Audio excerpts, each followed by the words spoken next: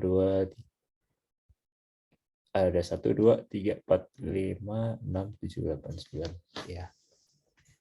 Selamat malam teman-teman ya.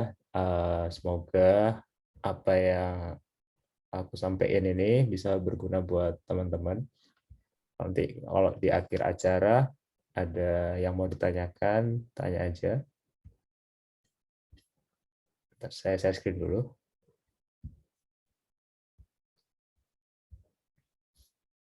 Nih, IT ya, IT kepanjangannya Information Technology. Dan mari kita mulai. Sebelum itu kita harus tahu dulu nih teman-teman. IT itu apa sih ya? Kenapa ada IT gitu ya? Nah, kalau menurut Wikipedia ini, jadi IT itu kita menggunakan komputer supaya komputer itu bisa membuat, memproses, dan menyimpan semua pertukaran data gitu. Jadi nanti kan komputer ada banyak gitu ya, ada banyak. Nah, mereka saling tukar informasi nih gitu, saling disimpan, diproses gitu. Itu namanya IT. Gitu. Menurut Wikipedia ya. Oke, sebelum masuk penjelasan yang lebih detail lagi, ini aku mau jelaskan terkait pekerjaan-pekerjaan apa aja ya di dunia IT itu. Jadi umumnya gitu kan kalau kita kuliah IT atau teknik informatika atau sistem informasi itu ada kesalahpahaman teman-teman. Jadi bisa jadi nanti lulus IT kerjanya jadi operator warnet gitu. Jadi operator warnet. Ya sama-sama pegang komputer sih. Tadi kan penjelasannya komputer ya, menggunakan komputer untuk pertukaran data. Sama juga operator warnet.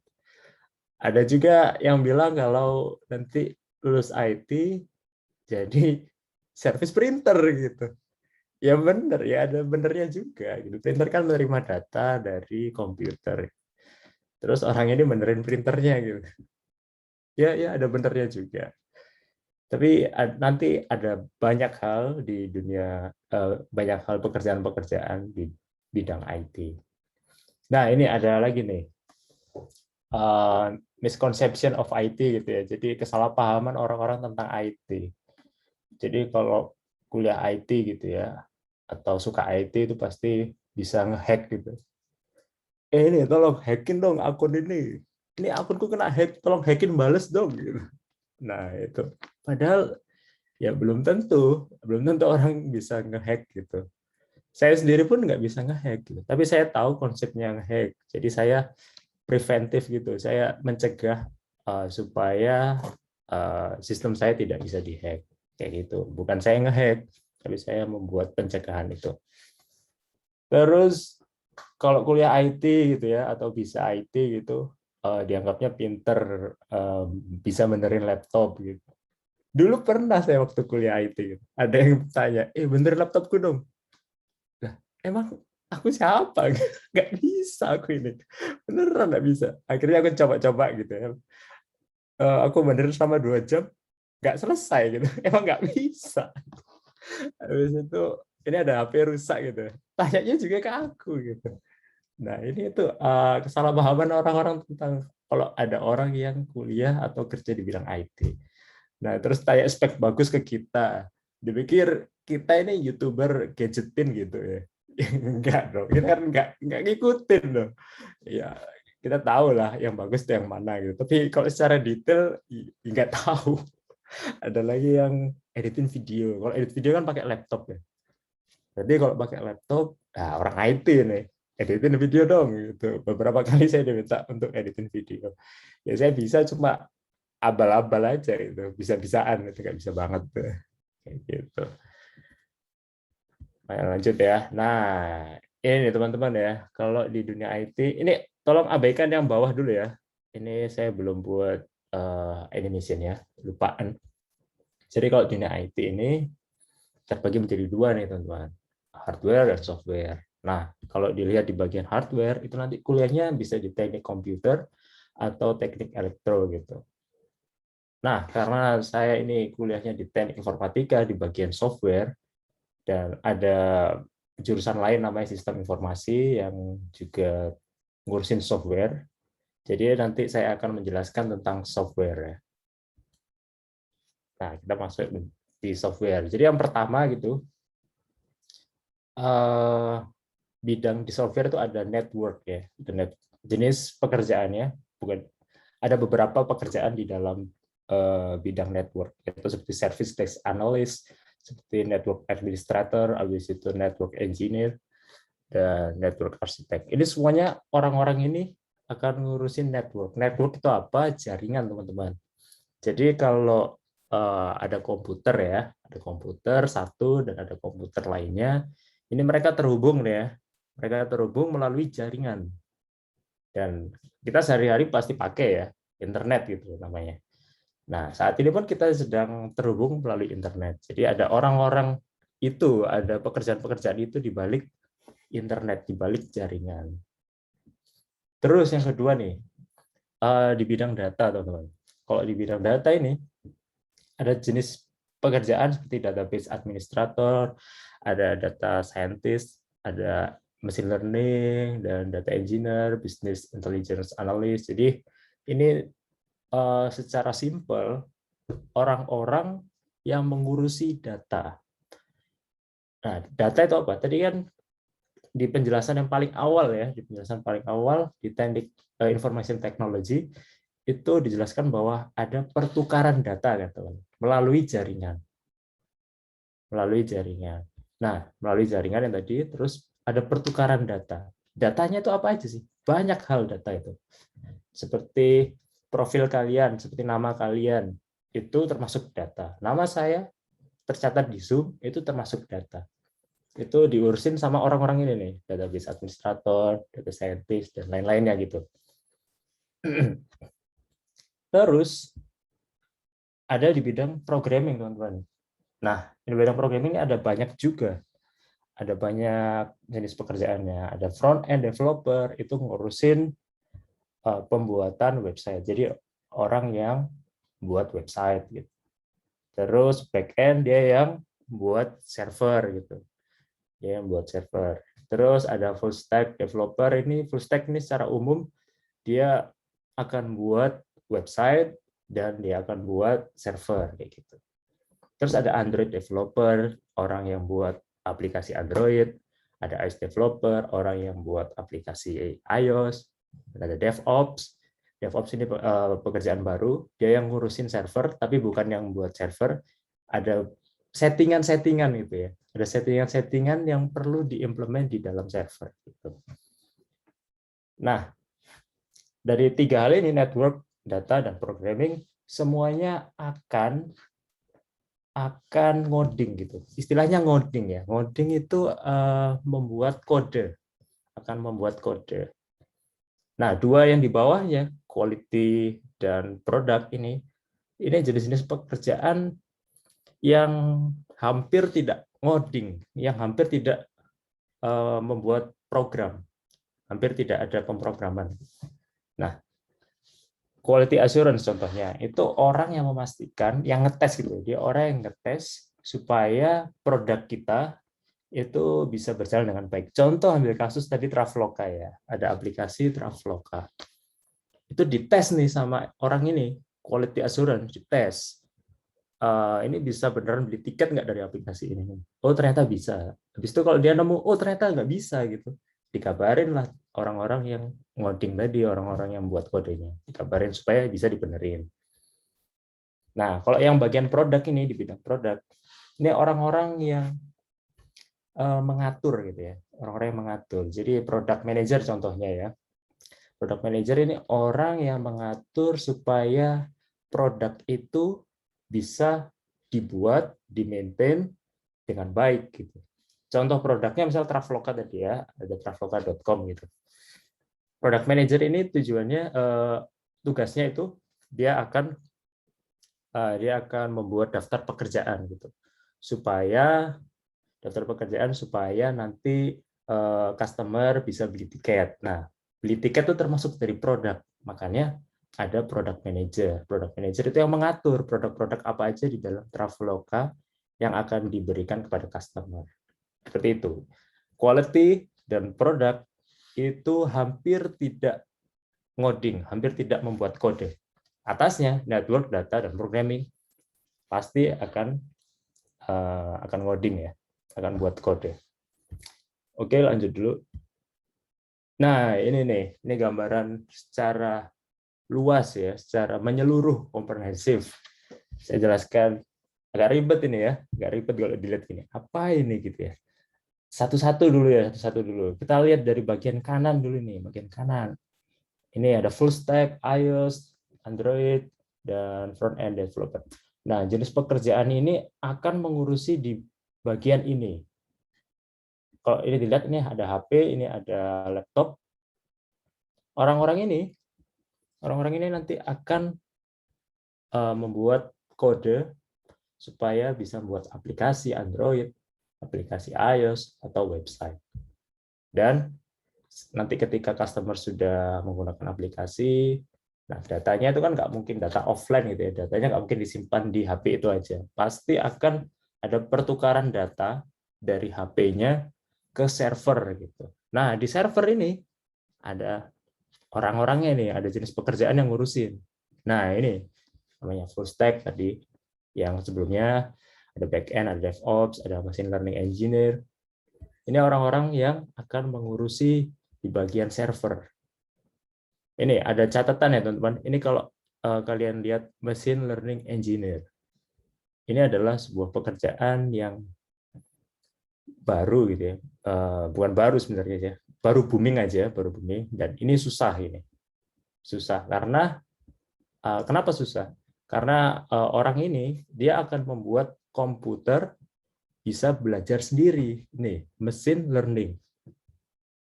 Ada komputer bisa belajar sendiri dari data yang sudah disediakan. Data-data yang di-provide dari ini, device-device ini, dari laptop, HP, itu kan datanya dimasukkan ke server, diurusin sama back-end, dan DevOps, sama full stack. Data tadi itu diolah sama machine learning engineer nih, supaya dapat sebuah kesimpulan, dapat sebuah kesimpulan atau tujuan yang dipakai oleh product manager atau orang-orang lain gitu, atau pekerjaan-pekerjaan lain, tapi khususnya orang-orang ini, product manager dan lain-lain. Contohnya machine learning ini ya, kalau teman-teman googling gitu ya, teman-teman googling itu kan misal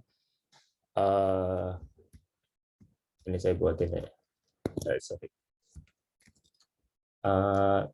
Google dulu ya, saya buat Google ini.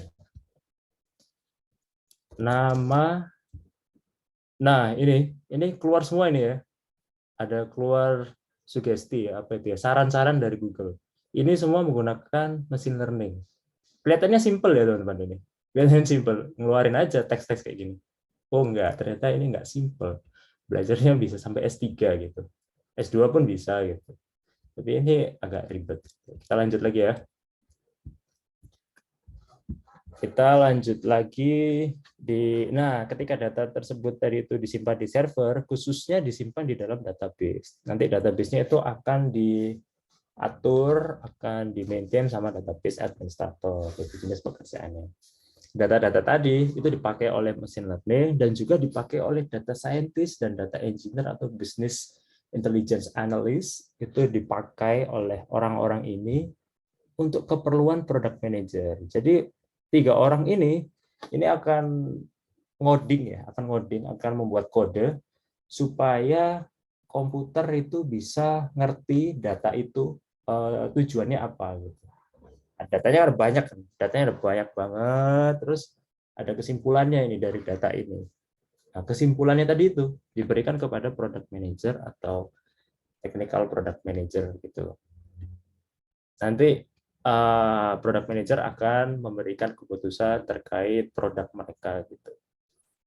Jadi product manager ini akan bekerja sama dengan orang-orang semua ini. Makanya dia ada di tengah.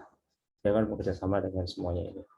Karena dia akan mengatur pekerjaan-pekerjaan dari orang-orang ini gitu. Oke, lanjut dulu. Oh ya teman-teman, misal ya di dalam penjelasan ini ada yang mau tanya di tengah-tengah gitu, tanya aja ya, biar nggak lupa gitu. Nanti di akhir juga ada sesi tanya jawab sih. Tapi biar nggak lupa gitu ya, mau tanya langsung aja.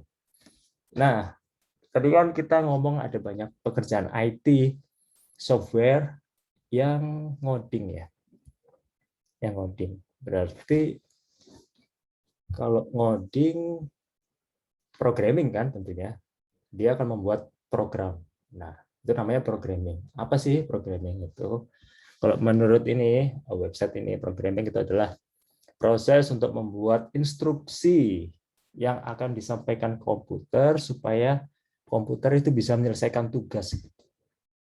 Jadi kita programming adalah kita nulis kode, beberapa baris kode gitu, beberapa baris kode supaya komputer ngerti, supaya komputer ngerti tujuan kita. Contoh paling simpel gitu ya, ketika di Zoom ini kan bisa open kamera atau enggak gitu. Ketika klik itu nanti ada kodenya sendiri. Nanti kalau klik berarti menghidupkan kamera, berarti menyuruh komputer untuk menghidupkan kamera, menyuruh HP untuk menghidupkan kamera HP-nya. Seperti itu. Jadi ada banyak instruksi yang diberikan ke komputer melalui kode. Dan kodenya itu enggak sedikit ya. Kodenya banyak. Kodenya banyak. Ini fakta-fakta lainnya terkait programming ya. Nah, ini fakta yang kedua nih teman-teman. Programming itu susah. Benar-benar, memang susah. Saya belajar selama 4 tahun kuliah itu baru bisa, dari awal sudah diajarin pemrograman, sudah diajarin ngoding dari semester 1, tapi baru beneran tertarik gitu ya. Belum bisa loh ya. Baru beneran tertarik itu di semester 4. Jadi itu kan lewat dari setahun baru suka gitu. Baru lewat setahun baru suka. Makanya dia susah. Jadi butuh banyak latihan. Butuh banyak latihan. Nggak bisa cuma belajar 1-2 kali langsung hebat. Ada beberapa orang kayak gitu, tapi sangat jarang sekali. Kayak gitu. Ada fakta lainnya nih, teman-teman. Nah, jurusan IT itu pasti akan belajar pemrograman. Pasti itu. Teknik informatika, sistem informasi, pasti akan belajar itu. Akan belajar jurusan pemrograman. Jadi akan diajarin caranya kita membuat kode supaya kode itu bisa menyuruh komputer untuk mengerti. Nah, ini ada fakta lainnya teman-teman. Banyak dari mahasiswa-mahasiswa itu nggak suka programming. Banyak teman-teman. Nah, saya baru suka itu setelah lewat setahun. Baru suka. Dan waktu dulu saya kuliah itu kan ada berapa teman ya. Kalau di D4 itu pakai kelas ya. Jadi satu kelas 4 tahun akan bersama teman-teman itu. Jadi sekelas dulu itu saya 40 orang ya. 40. Itu yang suka pemrograman nggak sampai 30%. Nggak sampai. Yang lainnya terpaksa gitu. Yang lainnya terpaksa dan apa ya? Ya udah kuliah gitu. Ya bagaimana lagi daripada keluar udah lanjutin aja. Lanjutin aja sampai selesai lulus, nanti berharap setelah lulus bisa kerja di bidang lain gitu. Nah, itu kayak gitu. Ini faktanya ya. Tapi ada juga yang suka gitu. Ada juga yang suka di tengah-tengah. Contohnya saya baru setahun baru suka kayak gitu. Dan awalnya saya juga nggak suka ya. Ngapain harus nulis-nulis kode gini supaya komputer ngerti. Ngertiin cewek aja susah daripada ngertiin komputer gitu ya. Nah, ini ada fakta lainnya teman-teman. Faktanya itu untuk pemrograman, untuk kita bisa melakukan pemrograman atau kita ngoding itu menggunakan bahasa. Ada bahasanya teman-teman. Dan di luar sana itu ada banyak bahasa pemrograman. Ada banyak. Nih, menurut website ini ya, ini saya cari tahu ada berapa banyak sih, ada berapa banyak bahasa sih, bahasa pemrograman. Dan keluarnya segini banyak gitu. Ada 700 ada bahasa pemrograman menurut website ini. ini banyak banget kan gitu. Ini menurut Wikipedia. Wikipedia kan klaim kalau ada 700 lebih gitu ya. Kurang kurang plus minus ya, plus minus 700. Dan ada juga yang nyebut sampai 9.000.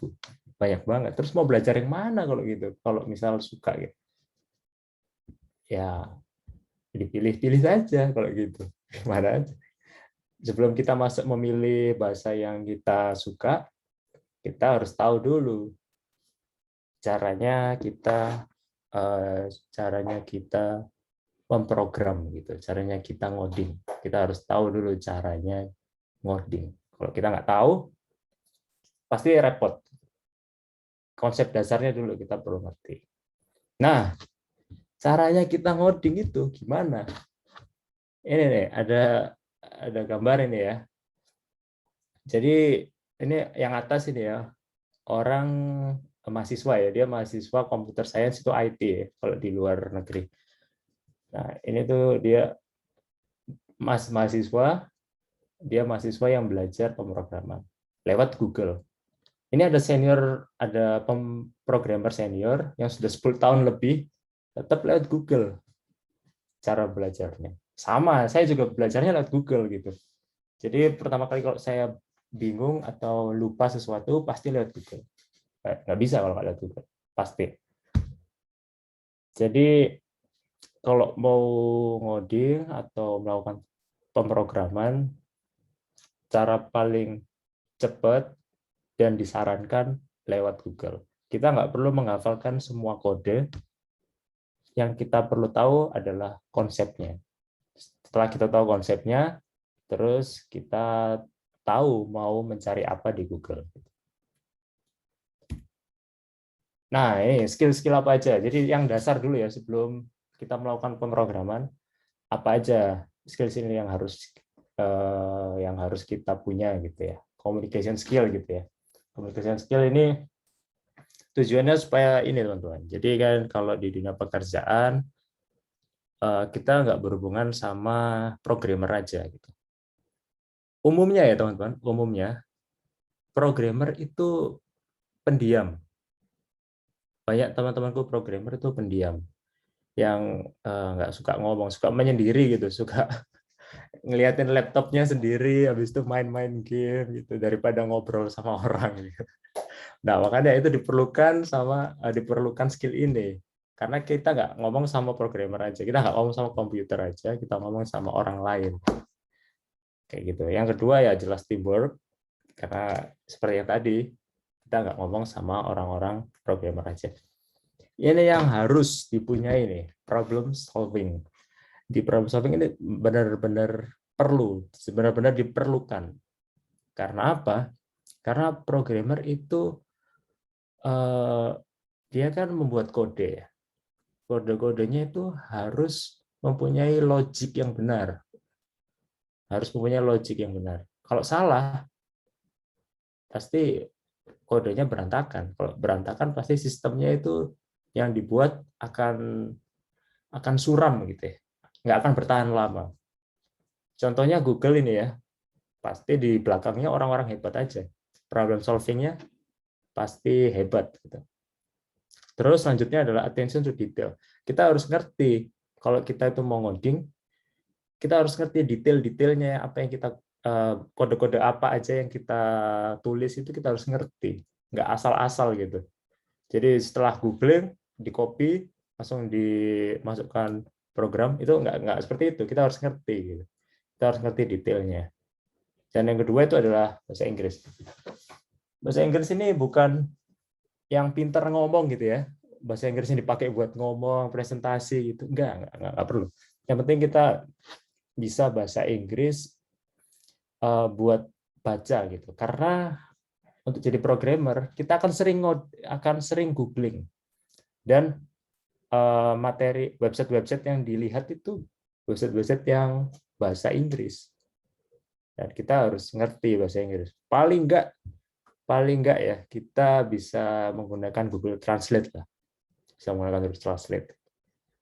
Tapi lebih baik kita bisa ngerti baca itu maksudnya apa gitu. Ini skill-skill yang wajib dimengerti, yang wajib dikuasai ya untuk menjadi pemrogramer gitu. Nah, ini ada contohnya nih. Apa sih tadi kan? Ini kan penting ya, problem solving. Contohnya gimana sih gitu, problem solving.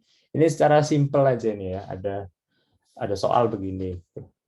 Soalnya ada 2 teko, volumenya masing-masing.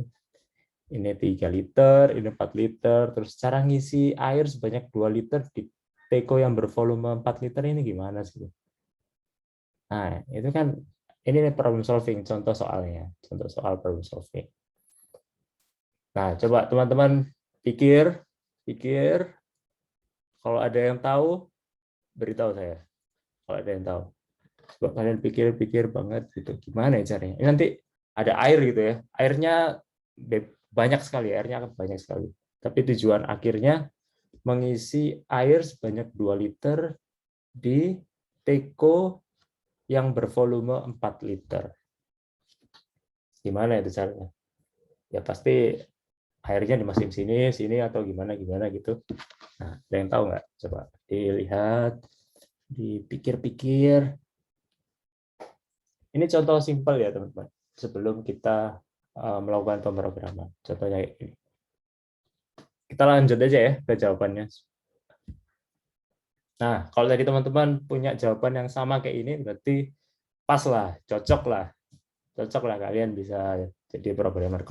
Kalaupun belum cocok tadi jawabannya, nggak apa-apa. Soal-soal kayak gini bisa dilatih. Soal-soal kayak gini bisa dilatih setiap hari, setiap saat gitu. Caranya kita isi dulu teko yang di B nih. Isi dulu sampai penuh, terus tuangkan ini teko B-nya ke teko A sampai terisi penuh. Karena ini 4 liter, terus diisi ke sini jadi 3 liter yang terisi di sini. Yang sini kan sisa 1 liter ya. Sisa 1 liter. Tadi sisa 1 liter ini dimasukkan, disimpan dulu di sini, yang di teko A dibuang dulu airnya semua, jadi kosong. Yang 1 liter di sini dituangkan lagi ke sini, jadi 1 liter ya. Di sini jadi 1 liter. Terus diisi air lagi di sini, di teko B, sampai penuh. Tadi di sini ada 1 liter ya. Di sini ada 4 liter. Nah, terus ini dituangkan ke dalam sini, dituangkan dalam teko A. Sampai penuh teko A-nya. Berarti tadi 1 liter, sisanya pasti kan 2 liter. Berarti ini perlu 2 liter lagi. Tinggal diambil dari sini 2 liter. Kalau 4 liter diambil 2 liter, berarti tinggal 2 liter. Begitu caranya, teman-teman. Ini salah satu contoh soal problem solving. Teman-teman nanti bisa lihat di internet, ada beberapa soal lainnya di internet. Nah, tadi kan saya cerita ya tentang pengalaman kerja saya ya. Ada di Traveloka, Bukalapak. Itu Traveloka, Bukalapak, Mekari, dan Mamikos itu startup namanya. Itu perusahaan teknologi rintisan itu kalau bahasa Indonesia-nya ya. Bahasa Inggrisnya startup. Nah, sebelumnya di Jawa Pos itu perusahaan konvensional seperti biasa gitu. Nah, gimana sih kehidupannya di startup gitu ya? Kehidupannya itu seperti ini teman-teman. Kalau kerja bisa kaosan gitu. Kaosan, habis itu sandalan juga bisa gitu. Masuk sandal. Dulu saya kerja sandalan gitu, kaos. Tapi sudah mandi ya. Mandi dulu ya. Terus kita bisa kerja jam berapapun gitu ya. Saya sering datang jam 8, tapi saya juga pernah datang jam 12 siang, saya bisa datang. Nah, itu terserah, mau sampai jam berapa terserah. Biasanya 9 jam dari kita mulai bekerja. Dan juga disediakan bekerja remote dari rumah.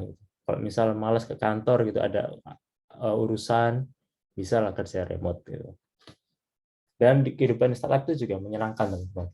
Jadi kalau di startup itu seringnya ketemu sama teman-teman, sama rekan kerja yang muda-muda, seumuran, ya 20-an, 30-an. Yang 40-an itu sangat jarang.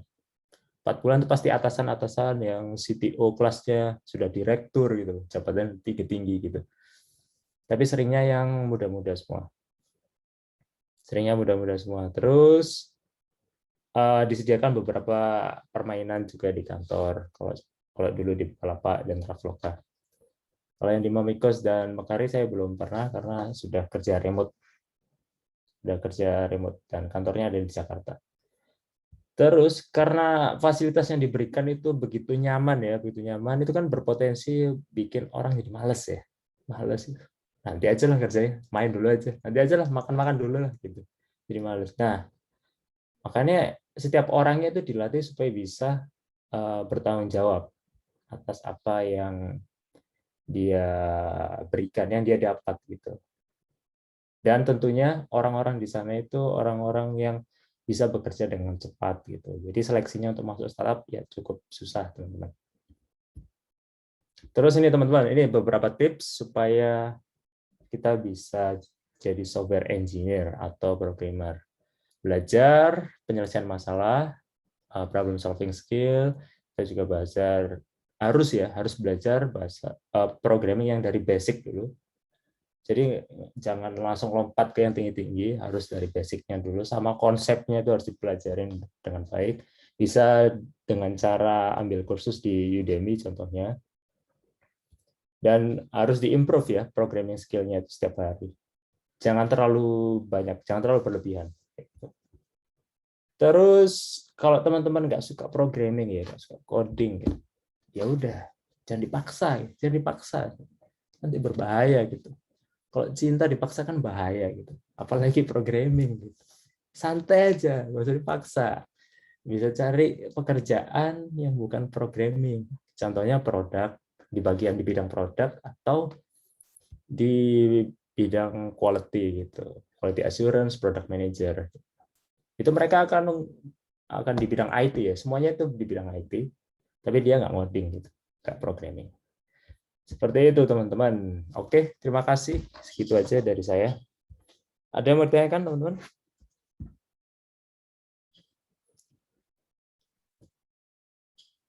Makasih Daniel untuk penjelasannya. Mungkin teman-teman ada yang masih bertanya-tanya, ada penjelasan-penjelasan yang mungkin perlu dijelaskan lagi.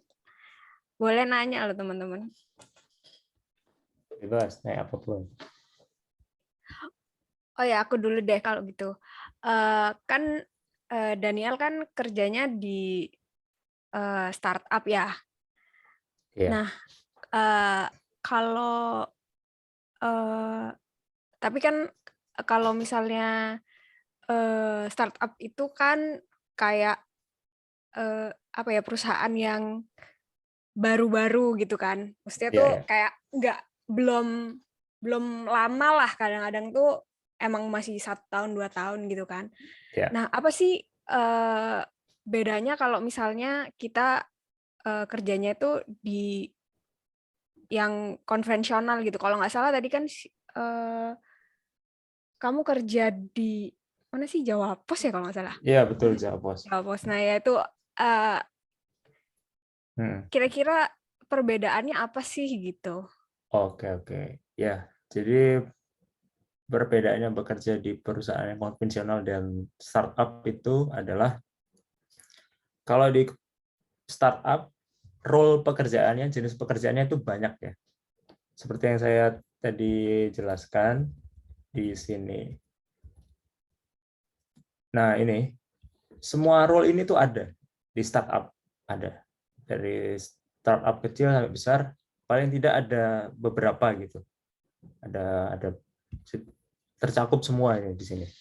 Tapi kalau di perusahaan konvensional itu jarang ada yang kayak gini, jarang ada yang jenis jenis pekerjaan ini full stack Android, ini jarang ada, karena mereka biasanya bidangnya cuma IT gitu, IT, habis itu jadi IT support. Kalaupun ada yang bidang programming itu jadinya full stack, ngoding semuanya. Dia ngoding Android, ngoding iOS, ngoding backend, ngoding website.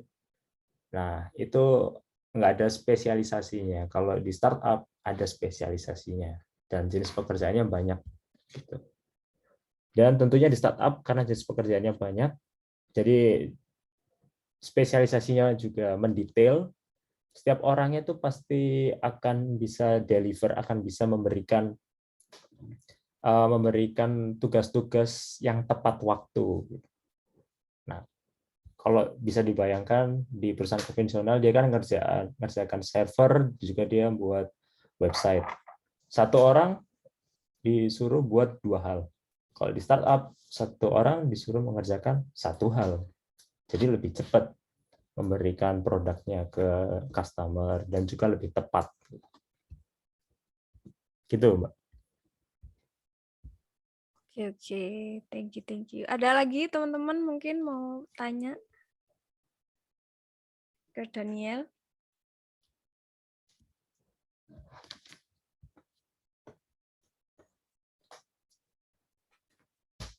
Bebas ya, teman-teman, tanya Iya. apa aja. Ya, Boleh sampai ditanya apa aja. Oh ya. Berarti itu tadi kalau misalnya kita kerja di startup gitu kan kita kerjanya satu-satu nih kan. Misalnya tadi kayak kamu front end sendiri, terus back end juga ada sendiri gitu. Berarti kalau misalnya nih aku kan udah keseringan nih ngoding front end misalnya gitu kan. Terus tapi tiba-tiba aku tertarik nih, aku pengen nyobain back end gitu kan. Nah, itu tuh bisa langsung pindah gitu nggak sih? Jadi misalnya aku kan sekarang front end, tapi aku pengen ngoding back end juga sekarang gitu. Oh iya ya. Itu kalau pindah bisa ya, tapi tergantung dari perusahaannya, tergantung dari startupnya masing-masing. Kalau dulu di Traveloka itu untuk pindah agak susah karena mereka butuh orang banget. Kalau di Bukalapak itu kita bisa pindah dengan lebih mudah karena orangnya di Bukalapak lebih banyak dan ada itunya, ada programnya, ada program untuk perpindahan posisi gitu dari front end ke back end dan sebagainya gitu.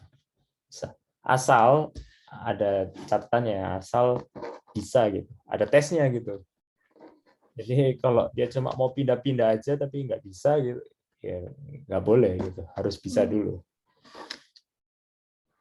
Itu kan kalau dalam satu perusahaan ya. Kalau misalnya mau lamar startup lain gitu lah. Soalnya di sini udah banyak nih belajar front end gitu kan. Terus nemu startup yang kayaknya back end-nya oke gitu. Itu kira-kira kayak kalau misalnya mostly kita kerjanya di front end terus abis gitu kita pengen pindah haluan jadi back end gitu. Atau misalnya tiba-tiba mau pindah jadi product manager aja gitu. Jadi akhirnya nggak ngoding sama sekali setelah bertahun-tahun ngoding terus kan. Terus habis gitu, bosan ngoding, udah nggak mau ngoding lagi. Aku maunya nggak akan ngoding lagi seumur hidup gitu misalnya kerjanya. Oh ya, itu bisa sih. Jadi kalau di startup yang sudah menerapkan apa ini, menerapkan budayanya budayanya Silicon Valley. Silicon Valley itu ada di Amerika. Perusahaan-perusahaan teknologi yang ada di Silicon Valley di Amerika itu. Kalau perusahaan startup kita itu sudah menerapkan budayanya mereka, itu nanti jobnya bukan job ya, tapi jurusan pekerjaannya itu akan terbagi jadi 2. Pertama akan teknis. Kalau teknis itu pasti akan ngoding terus sampai seumur hidupnya dia, sampai mati gitu, sampai dia pensiun, dia akan ngoding terus. Terus satunya itu manajerial. Kalau di manajerial nanti dari misal junior dulu ya, junior masuk ke senior, terus nanti dia pindah ke manajerial jadi manajer. Jadi namanya itu engineering manager gitu. Engineering manager, kalau engineering manager berarti dia akan ngurusin orang-orangnya, ngurusin programmer. Dia akan jarang ngoding. Jarang banget ngoding. Kayak gitu. Itu kalau jurusan ya, untuk pindah jurusan. Kalau pindah posisi ke front end, ke back end, itu bisa asal dia punya fondasi yang kuat dari pemrograman. Terus dia juga ngerti caranya di back end itu gimana, caranya di front end itu gimana. itu perpindahannya pasti akan bisa. Harus diimprove setiap hari ya programming skill-nya itu. Tapi jangan berlebihan tuh, karena pasti capek. Berarti emang kalau misalnya mau pindah-pindah emang harus udah ada skill-nya ya. Iya, gitu. Skill dasarnya aja ya. Iya. Skill dasarnya. Oke. Nice. Ada lagi yang mau nanya, teman-teman? Tanya apa aja boleh loh. Tentang IT. Tentang IT tapi. Nah, itu jangan tanya ke dokteran ya. Salah tempat. Gitu. Bebas. Ini mumpung ada kesempatan nih, teman-teman. Iya.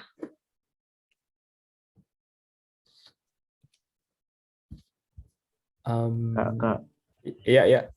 kalau misalnya mau belajar itu, kakak rekomendasiin bahasa apa yang dipelajari awal-awal? Oke. Jadi sebelum belajar bahasa pemrograman itu harus punya dasarnya dulu ya, tadi skill-skill ini ya. Sorry. Skill-skill ini sudah harus dimiliki dulu ya. Yang paling penting di problem solving ya. Itu dia kalau sudah punya skill itu atau sedang belajar skill itu, boleh langsung bisa belajar pemrograman. Sebelum bahasa pemrograman ya, harus ada beberapa pelajaran dulu. Pelajarannya itu terkait konsep pemrograman. Pemrograman itu ada konsepnya, teman-teman. Ada konsep namanya OOP, itu Object Oriented Programming.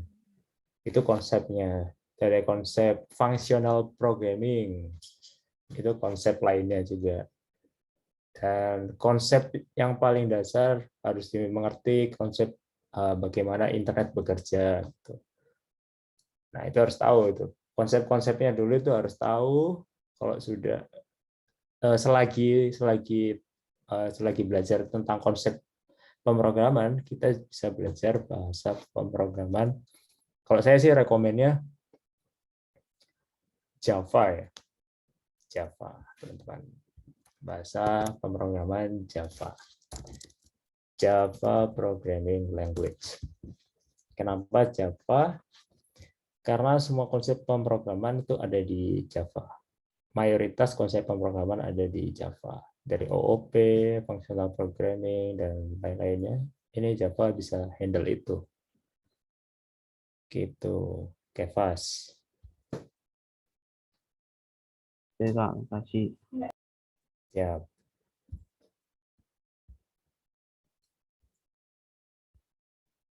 Ada yang mau tanyakan Berarti lagi? dari Surabaya bisa lah Ya. ya. Java Programming. Iya, bisa. Ya, dari Surabaya, Java. Ada yang mau ditanyakan lagi? Izin bertanya, Mas. Oh ya. Silakan. Cynthia ini ya? Iya, Mas. Apa boleh tahu tips and trick gimana sih biar keterima dalam startup kayak Traveloka dan lain-lain? Terus, apakah memang habis lulus tuh bisa langsung bekerja gitu, mudah langsung bekerja di startup kayak gitu, atau ada syarat-syaratnya yang mungkin tertentu kayak misalnya harus berbanyak magang dan sebagainya, atau apa syarat apa lagi gitu yang harus dipersiapkan biar bisa masuk startup yang unicorn gitu, maksudnya kayak Traveloka dan lain-lain. Ya, kalau masuk ke startup aja itu bisa ya dengan mudah. Startupnya itu ada banyak ya kan, ada banyak. Tapi kalau untuk masuk startup yang unicorn lebih susah daripada yang lain, gitu. Karena tesnya lebih banyak. Kalau dulu saya masuk ke Traveloka itu ada 3 tes. Semuanya ngoding. Terus di Bukalapak juga 3 tes. Semuanya juga ngoding. Nah, itu kalau ingin kerja di startup, bagian software engineer ya yang ngoding. Jadi kalau pengen jadi software engineer di startup, harus tahu konsepnya dulu. Konsep dasar pemrograman itu harus tahu. Karena yang dites itu pasti konsep-konsepnya. Nah, saya tuh dulu pernah coba daftar di Bukalapak. Saya daftar di Bukalapak itu 2 kali. Yang pertama itu gagal di step yang kedua. Yang kedua itu saya baru berhasil. Jadi saya sebelum kerja di Traveloka, saya daftar di Bukalapak dulu, saya gagal. Kenapa saya gagal? Karena saya nggak tahu konsepnya gitu. Ketika ditanyain konsep, habis itu disuruh ngoding konsepnya gitu, saya nggak tahu. Nah, setelah itu saya pelajari, oh jadi kalau ingin jadi software engineer yang benar ya, harus ngerti konsep dan basic dulu. Kalau konsep dan basicnya sudah kuat, seterusnya yang tingkat advance, yang lanjutan, tingkat lanjut itu akan lebih mudah. Seperti itu, Cynthia. Oh iya, terima kasih Mas. Iya, oke. Sama-sama.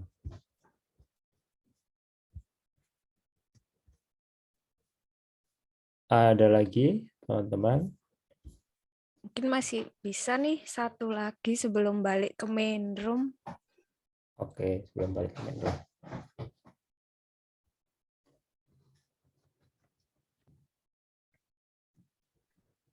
Ada yang mau bertanya lagi?